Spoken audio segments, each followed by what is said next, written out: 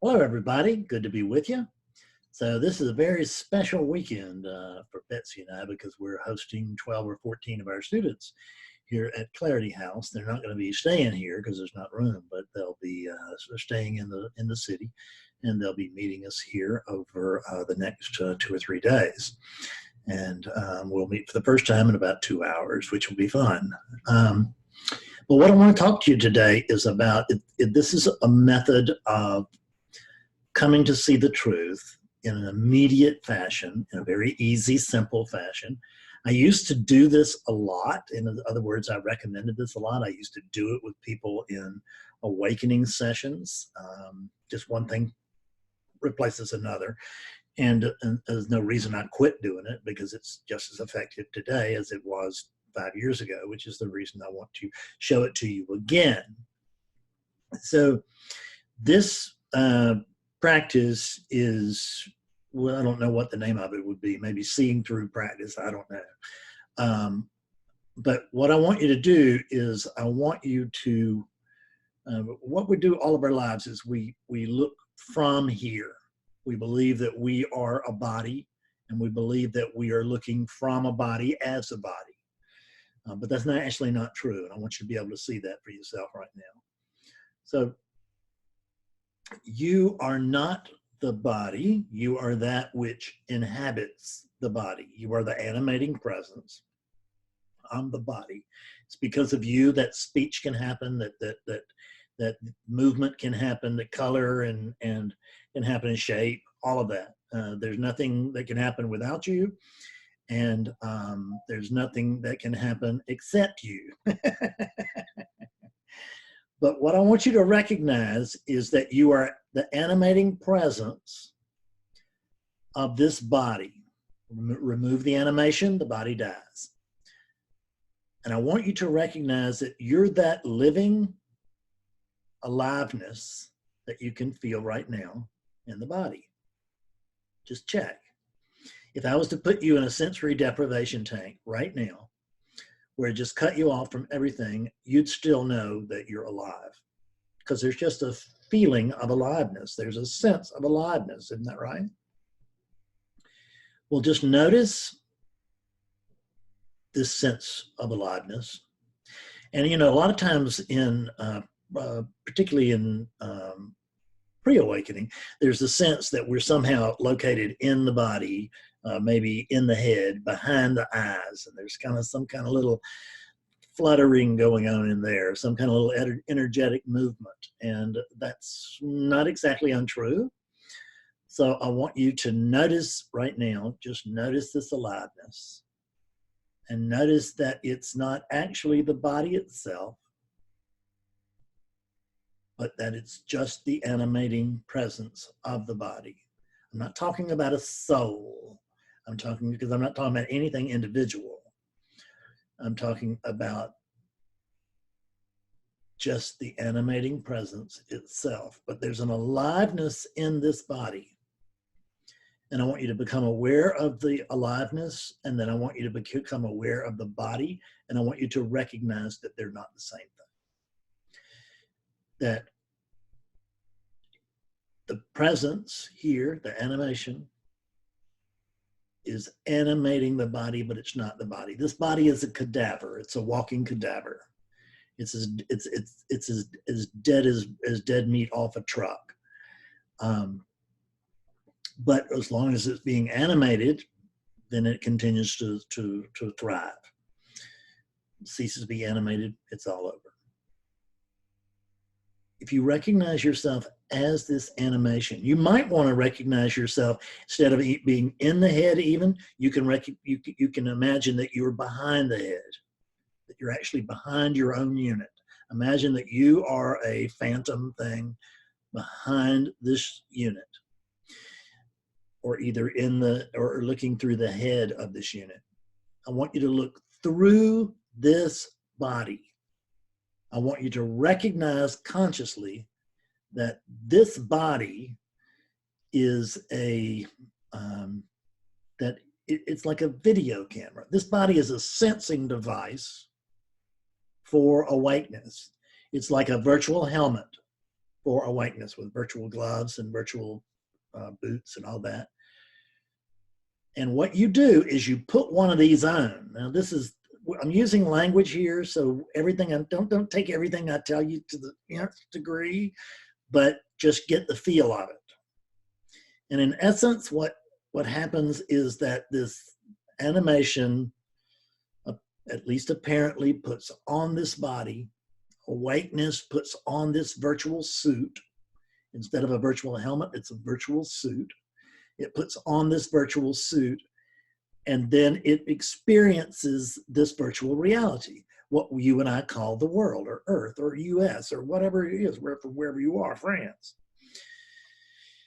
There's, I want you to just look across the room,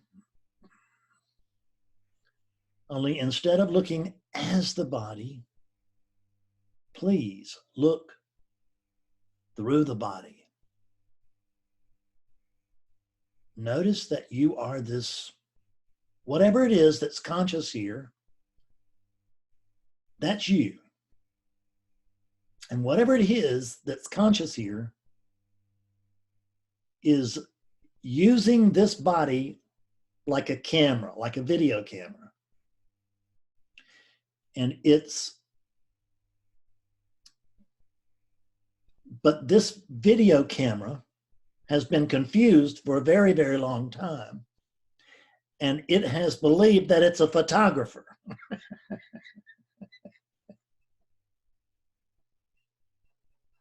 God almighty. So, but it's not, it's just, this is just a camera. You are what makes this alive. Without you, there's nothing, nothing whatsoever. Notice that in the absence of the sense of being, there can be nothing. There has to be the knowing of it. There has to be the witnessing of it. So witness this, if you will, but don't do it from as the body. Don't do it from the body. Do it through the body. And now what do you see?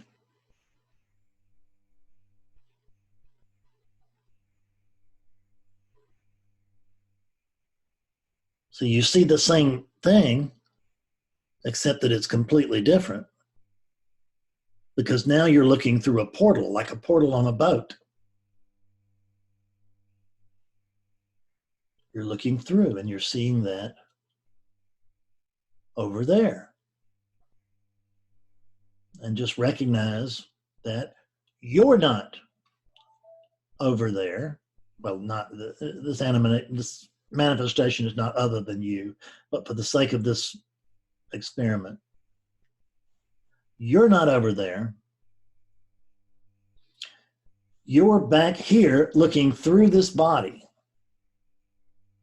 I have had the experience of looking through this body at this body. I've seen this body several times at a few feet distant. First time was over in my old apartment at the desk. I'll never forget it. Freaked me out. But there's nothing to freak out about. It was just me looking at me from a different perspective. Because this is a camera, but you need it in order to be able to experience this virtual reality in a specific way, but you don't need it. That's otherwise, that's the reason that sometimes people will talk about, well, my consciousness went to the top of the room, or I left the room, or I went up in the sky, or whatever, and I could see from an aerial view. And that's what that is. That's just awakeness through its, I have no idea how, but through its own powers of observation, noticing the world from a distance. Imagine that it's awakeness looking through one of those little globes, like the snow globes, right? Where there's a little scene and there's all the snow, and you're looking at that. And this is like a giant snow globe. And when you look through the body, what I'm telling you to do, asking you to do, suggesting that you do, is stand as awareness right here, right now. Stand as awareness. Don't try to find awareness. Stand as awareness. Don't seek out awareness. Be the awareness.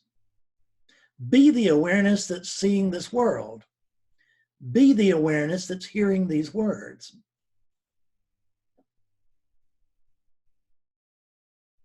These words are being said not by this body. This body is being used to make words so that this can pretend, so that awakeness can pretend to communicate with itself. Pretend that it's a teacher, and pretend it's a student, and that we're having some kind of interaction here. None of that's true, but that's what it feels like. But none of it's actually true. What's true is that there's just one thing going on, and you're it. And the you that is it is the animation. It's that life itself. It's not, because we always talk about my life, that my life is good or my life sucks. I had someone earlier tell me today that they felt like I had given their lives back to them. But she also knew, as immediately after she said that, she said, of course, I understand it's not my life. And that's right. It's not. This is not your life in the sense of an individual. You're not living this life that you believe that you are. This life is being lived by you. But it's being lived. You are being lived. This body is part of the totality. There's no separation. There's only the one totality. There's the one totality. You're it. And this is a way of noticing. Just look through the body, not as the body, and everything, if you're doing it properly, everything changes. Because you realize suddenly that you're not this object looking at a bunch of other objects, but you are the living subjectivity observing appearances.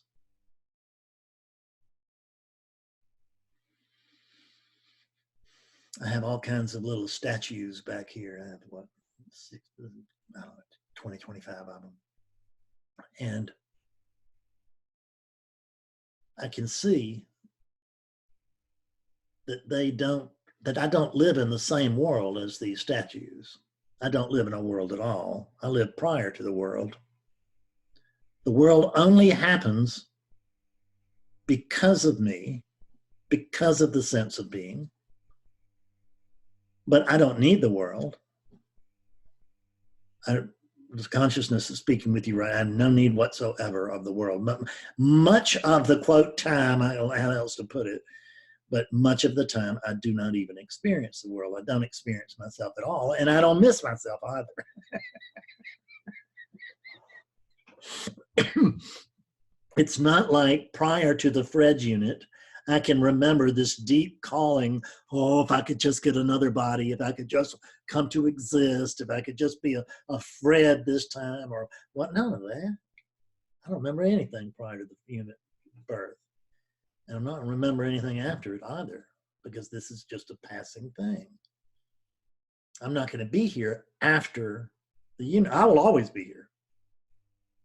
But because I can't not be here, because I am the very here-ness of here. But the personality, what thinks it's here, right? The so-called Fred that thinks he's here practicing non-duality, or did think it at least. There's no one home. There's no one home here. What's home here is an animating presence, which you can notice. And then you can use this thing as your video camera. Look at the world. I'm watching the Fred movie. I'm watching the Fred movie. I'm watching the Fred as it pretends to be a teacher, as it pretends to need to put something across to something else. There's nothing else. There's just you. There's no, this is an exercise in futility, but it's entertaining. That's why we do it, I guess. I mean, what's the meaning of this? What's the meaning of dancing? I don't know what the meaning of dancing is. Why do we do it? Because we can't not. That's what we notice. Get around a certain kind of music and dancing happens. It happens. Nobody does it. I may have mentioned this before, I don't know, but if I haven't, I will, is that I helped a chemical engineer in England recently, and she just couldn't quite get this thing. Very scientifically minded, obviously, and she just couldn't get the idea that all of this was just happening. And so I asked her, I said, well, you're a chemist, right? She said, yes. And I said, so if you take a base and an acid and you put the two together, you get a reaction, don't you? And she said, yes. And I said, who's doing it? No one's doing it. It's just a reaction. It's conditioning meeting conditioning. And when these two types of conditioning meet, there's a reaction. And when this flesh hits here and it's animated, there's a reaction. And it's called the experience of living a life as a Fred, as an individual. Yes, there's a sense of individuality over here, but since there's oneness and only oneness, what is it that has that sense of individuality? It can only be oneness. There is a sense of focused attention here. Whose focused attention is it? There's just oneness. Is the focused attention other than the oneness? Does oneness have focused attention? No, there's no division here. So you can't come to understand this because you can't come to, quote, understand what you are. You can't figure out what you are because there's nothing else to figure out something over here about whatever that might be. It just doesn't work like that. It just doesn't work like that. So